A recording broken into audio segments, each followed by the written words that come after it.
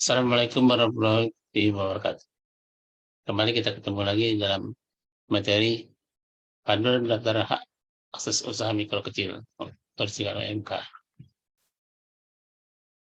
Karena kawan-kawan, panduan ini dapat diakses secara gratis melalui oss.id.id.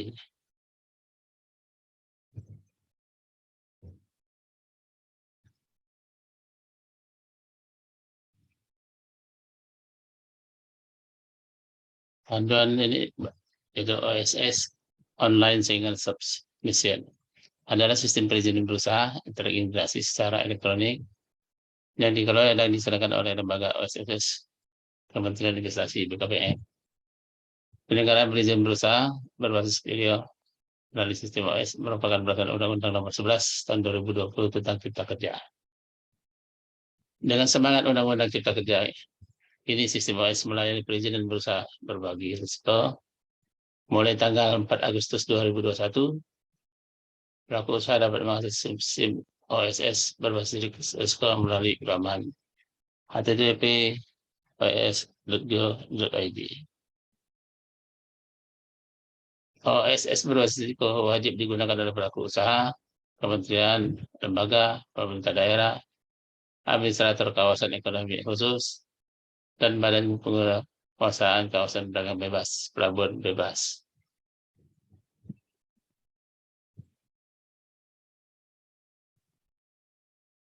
Daftar istilah CP, Commandite Penotep, KP3K, KP3A, Kantor Perwakilan Perusahaan Perdagangan Asing, KP3A, PSME, Kantor Perwakilan Perusahaan Perdagangan Asing, Perdagangan melalui Sistem Elektronik.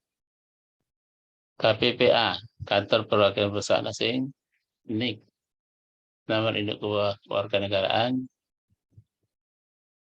NPWP, Nomor Pokok Wajib, PSE, Penyelenggara Sistem Elektronik, PT Pesawat Terbatas, OMK, Usaha Mikro Kecil. Kategori pelaku usaha, OSS, berupa OMK dan non-OMK. OMK perseorangan, badan usaha perseorangan, dan badan usaha. Begitu juga non-OMK, ada orang perseorangan, ada badan usaha, ada kantor wakilan, ada badan usaha luar negeri.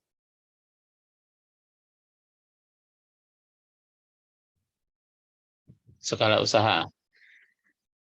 Nah, di sini teman-teman harus tahu bagaimana skala usaha. Dari usaha mikro ke kecil adalah usaha milik warga negara Indonesia, baik seorang maupun perorangan, ataupun badan usaha dengan modal usaha minimal 5 miliar. Tidak termasuk tanah dan bangunan tempat usaha yang sesuai dengan Undang-Undang Nomor 11 Tahun 2020 tentang Cipta Kerja. Dapat perubahan kerja modal sebagai berikut. Usaha mikro di bawah 1 miliar. Yang sebelumnya hanya maksimal 50 juta. Milik usaha kecil sebelumnya 50 juta sampai 500 juta, sekarang jadi 1 miliar sampai dengan 5 miliar. Tingkat risiko. Perizinan berusaha berbasis risiko, ada perizinan berusaha berdasarkan tingkat risiko kegiatan usaha dan tingkat risiko tersebut. Menentukan jenis perizinan berusaha. Pemerintah telah memetakan tingkat risiko sesuai dengan bidang usaha atau KBLI, klasifikasi baku lapangan usaha Indonesia. Yang dapat dicek di tahun ini, KBLI yang berlaku saat ini adalah KBLI tahun 2020 dengan angka 5 digit sebagai kode bidang usaha.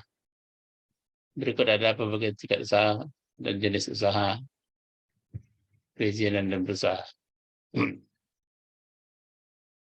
Tingkat risiko rendah, risiko menengah rendah, risiko menengah tinggi, risiko tinggi. Perizinan usaha, nomor induk usaha, NIB dan SS, NIB dan SS yang harus dipublikasi oleh pemerintah lembaga pemerintah daerah. Nomor induk berusaha izin harus disetujui oleh Kementerian dan Pemerintah dan atas CSS, sertifikat standar yang dibutuhkan. Tingkat risiko untuk usaha dengan tingkat risiko rendah atau CR dan menengah rendah CMR, proses perizinan bisa cukup diselesaikan melalui sistem online, single of substitution atau disingkat OSS, tanpa membutuhkan sertifikasi atau persetujuan dari Kementerian Lembaga Negara, pemerintah daerah. Sedangkan usaha dengan tingkat risiko rendah, menengah, dan risiko tinggi membutuhkan verifikasi atau persetujuan dari Kementerian Lembaga Pemerintah Daerah.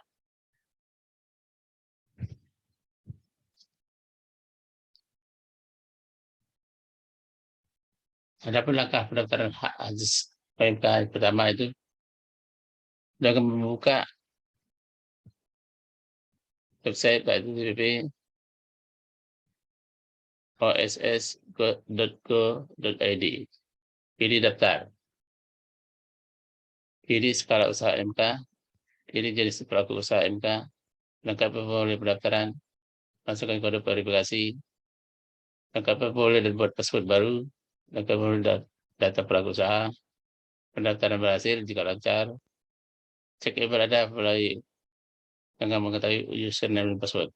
Akun Anda sudah siap gunakan.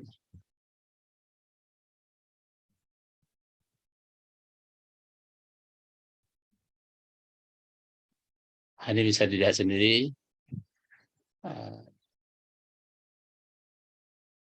Skema dari panduan usaha yang sudah buka daftar, kemudian pilih skala MK, kemudian pilih jenis usaha MK, skalanya mikro atau kelas tengah,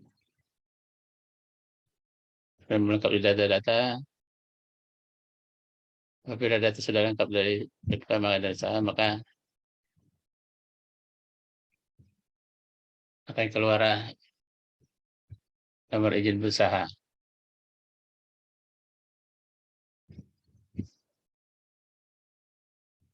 Ini kode selanjutnya bisa dibaca sama-sama.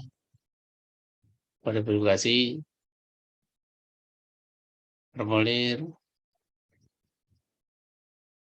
kemudian jika belum lengkap harus dilengkapi lagi, yaitu berupa nama badan usaha, buat password baru, password yang dimasukkan minimal 8 karakter, kombinasi huruf kapital, huruf kecil, angka, dan karakter. Ulangi password dan konfirmasi. Kalau data lain itu KTP, NIK, jenis kelamin, tanggal lahir, alamat, KTP, provinsi, kabupaten kota, tentang disclaimer, klik daftar. Kalau kelengkapan badan usaha, harus melengkapi juga NPWP, nomor SK pengesahan terakhir, nomor induk kepegawaian, nama lengkap, jenis kelamin, tanggal lahir.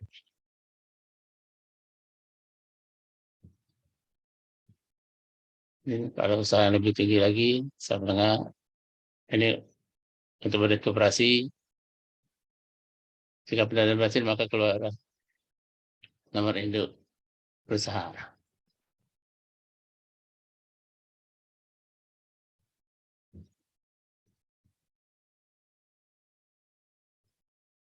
Demikian penjelasan tentang penggunaan OSS untuk menerbitkan LIB. Oh, dapat sama-sama dimengerti. Demikian. Terima kasih. Assalamualaikum warahmatullahi wabarakatuh.